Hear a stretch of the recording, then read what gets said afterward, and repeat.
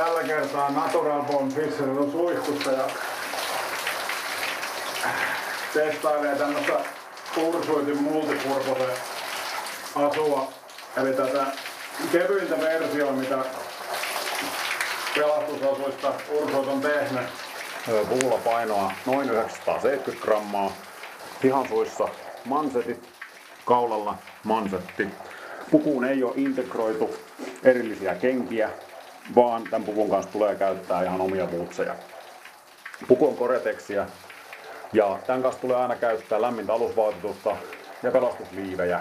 Sekä luonnollisesti myös tämän kanssa laitetaan omat vaatteet. Tätä voi käyttää pilkkihalreitten alla, kelluntahalreitten alla ja niin edelleen.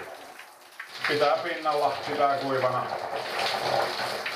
Kevään mittaan tullaan testaamaan tätä vähän erilaisissa olosuhteissa kuin suihkussa, joten parempia testikelejä odotellessa, niin palataan keväällä asiaan. Kelluksen kanssa. Näköjään.